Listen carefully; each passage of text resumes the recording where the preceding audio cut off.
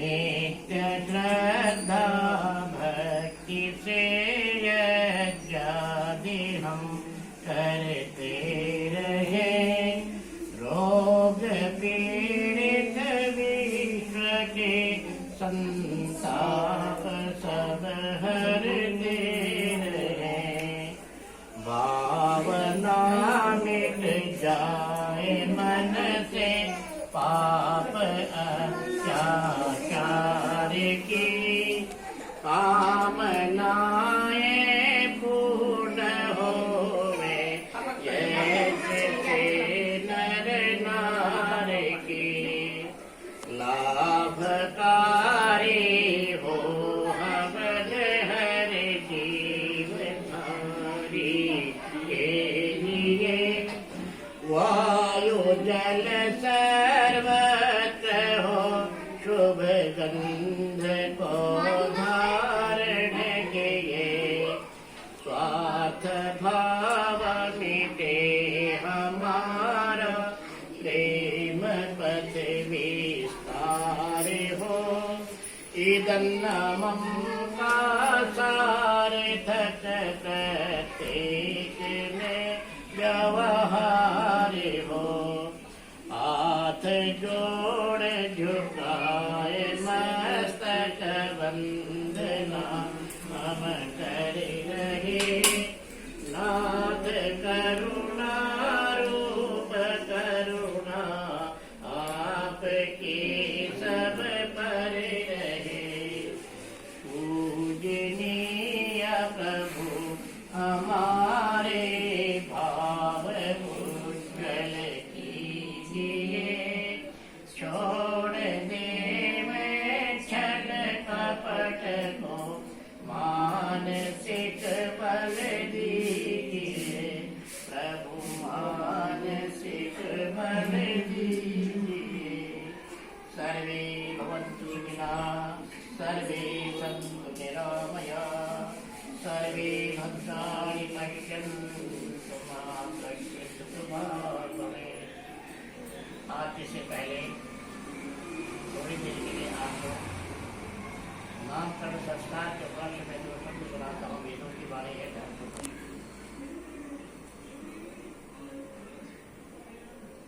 मनुष्य जीवन को परिष्कृत करने के लिए हमारे ऋषि मुनियों ने, पूर्वाचार्यों ने संस्कारों की पद्धति लिखी हुई है।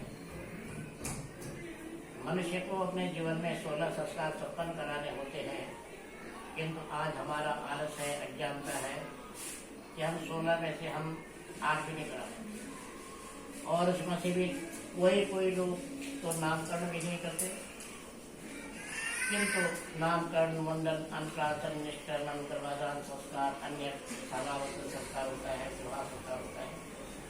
तो इस प्रकार से 16 संस्कार होते हैं। तो नामकरण का संस्कार का जो क्रम आता है 5वां होता है, इससे पहले 4।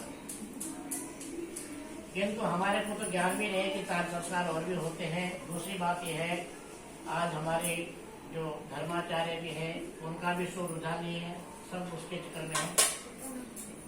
तो ये जो नामकरण संस्कार जो किया जाता है बच्चे का, देखिए ये संस्कार बड़ा महत्वपूर्ण होता है।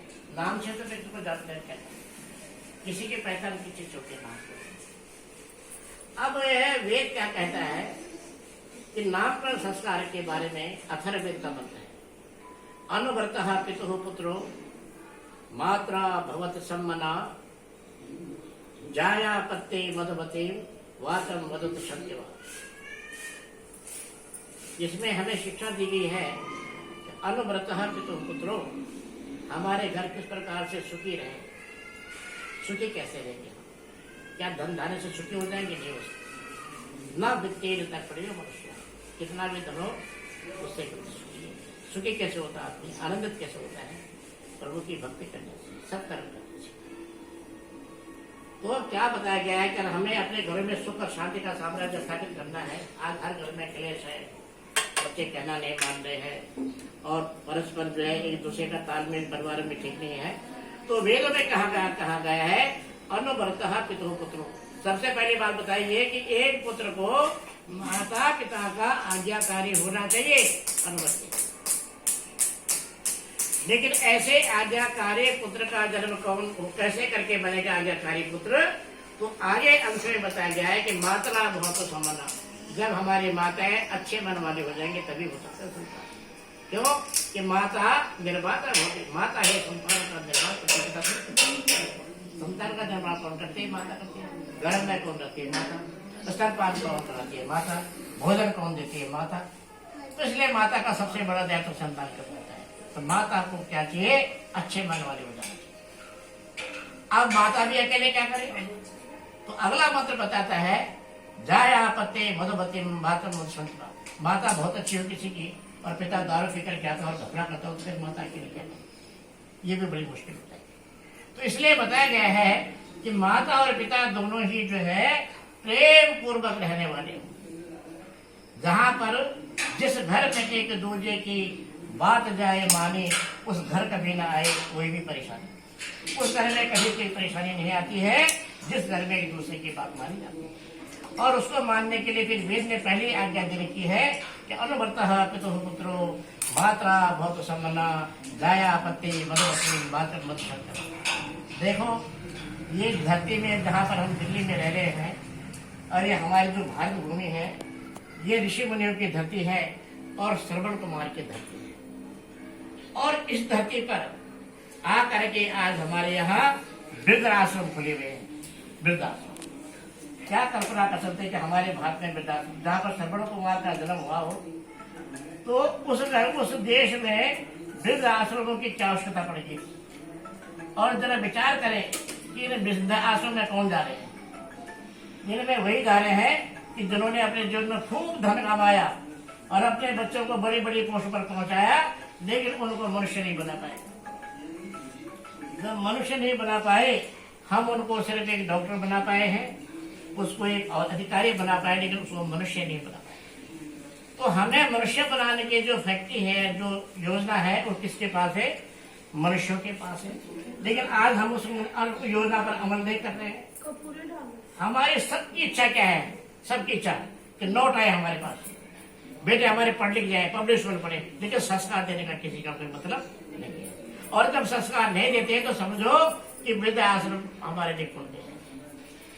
अधिकतर वहां पर वही लोग रहते हैं जिनके बच्चे जो संपन्न परिवार के लोग हैं, जिनके बेटे बड़े बड़े पदों पर हैं, वही वृद्धाश्रम में जाते हैं। गरीब आदमी का तो कोई जाने रहो, मुश्किल से जाते होंगे, जिसका कोई ना हो वही जाता हो। अब हमने हमारे दौर कहाँ तक इस बात को सुना थी। तो इसलिए बताया गया है कि माता निर्माता भोगी।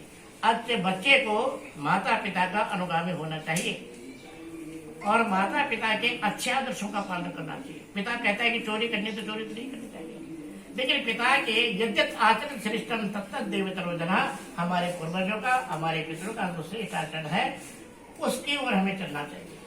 आपके घर में पुत्र का जन्म हुआ है, अगर ये बता दें कि पुत्र बोलते किसे हैं, तो आपको भी शायद पता नहीं होगा। ये सोचते होंगे कि भाई पुल्लिंग हो और संतान पैदा हो तो वो पुत्र हो, पुत्र नहीं होता है। यूँ तो जानवरों के भी हो रहे हैं पुत्र और हमसे बेहतर हो रहे हैं। हमें तो मनुष्य का बच्चा तो हर कोई समाज से सीखता है, अपने माता पिता सिखाते, पूर्वज सिखाते उसको बच्चे में, लेकिन जानवरों के बच्चे तो अपने आप ही सीख जाते हैं। पशुओं के बच्चे वो अपने आप ही सीख जाते हैं, उनके लिए किसी से अलग से शिक्षा का विधान नहीं किया। भगवान ने स्वाभाविक रूप से उनको ढूंढ दिया।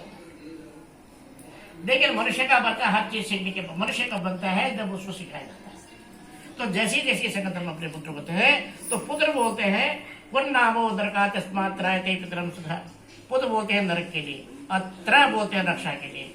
जो अपने पूर्वजों को नरक से छुड़ा सके उसको पुत्र कहते हैं। नरक कौन सा है? दुख। और स्वर्ग कौन सा है? सुख। जो संतान अपने माता पिता को खुशी दे और सुख से रखे वो पुत्र होता है, नहीं तो पुत्र होता है। अब ऐसे संतान को कौन बनाएगा? माताएं बनाएगी। आज एक बहुत बड़ा बिगाड़ हो गया है कि अब ये मोबाइल की एक तकलीफ हो गई। अब माता जो है संतान का निर्माण ही तब करके पहले मोबाइल से। अब वो बच्चे जो है बाकी यहाँ पर आकर के बच्चे जो है सबसे पहले उसी के प्रेमी हो रहे हैं। उनको माता नहीं चाहिए, पिता नहीं चाहिए, उनको मोबाइल चाहिए। ऐसी ये दौड़ आगे तक कहाँ तक जाएगी बताओ। इसलिए हमें ये चाहिए कि जब हमारी माताएं बहनें अपने बच्चों को स्तनपान कराती हैं, भोजन कराती हैं, तो वैसे अवस्था में इस बीमारी से दूर रहें। देखना है तो अच्छी चीज सस्यारोग्य राज्य को बड़ी चीज हो, ताकि संतान को उसका तब अच्छा मिले। तो आपका जो बेटा अमन है, ये अमन भी सही से लोगों की रुचि है कि भाई अच्छी बात कौन सुनना चाहता है। तो अब आपके बच्चे के लिए देश का राष्ट्रपति अमन जो है अमर ही बन गए, अमन चमन बना रहे तुम्हारे घर में, ये बताइए।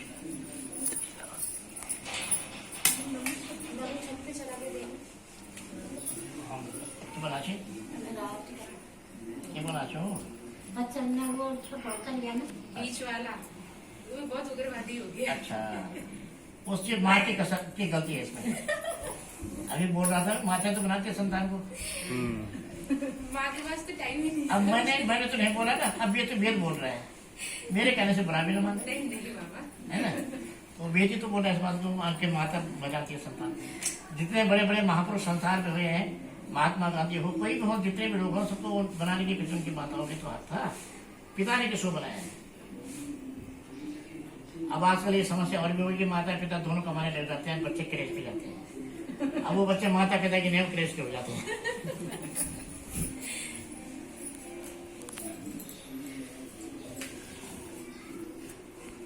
जगदीश हरे स्वामी जय जगदीश हरे, भक्त जनों के संकट, भक्त जनों के संकट क्षण दूर करे, ओम जय जगदीश हरे।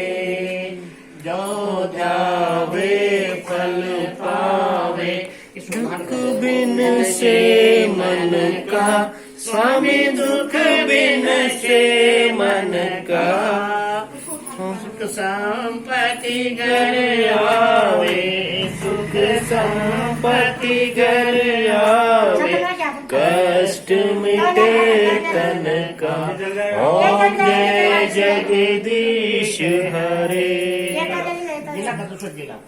मात पिता तुम मेरे, शरण गहूँ किसकी, स्वामी शरण गहूँ किसकी, तुम बिन और न दूजा, तुम बिन और न दूजा, आस करूँ मैं इसकी, ओम जय जगदीश हरे।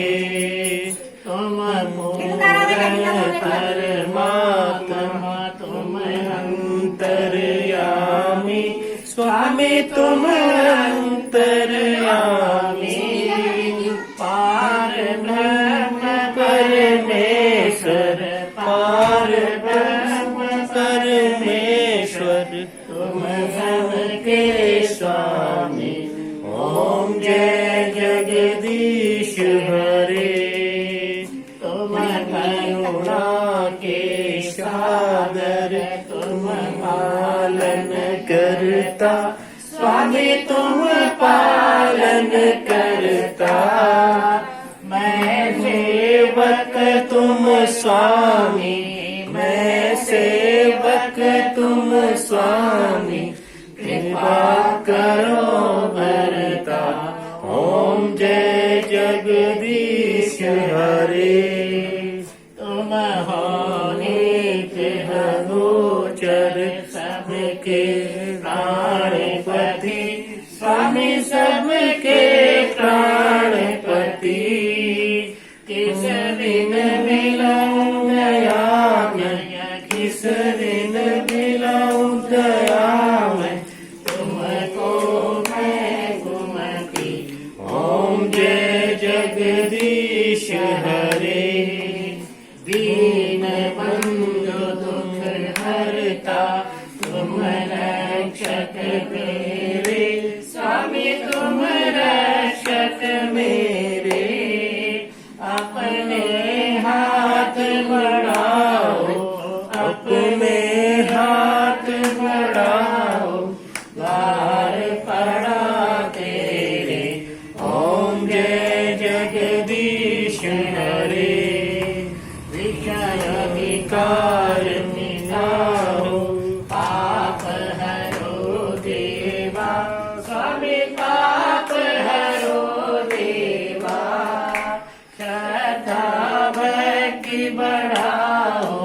श्रद्धा भक्ति बढ़ा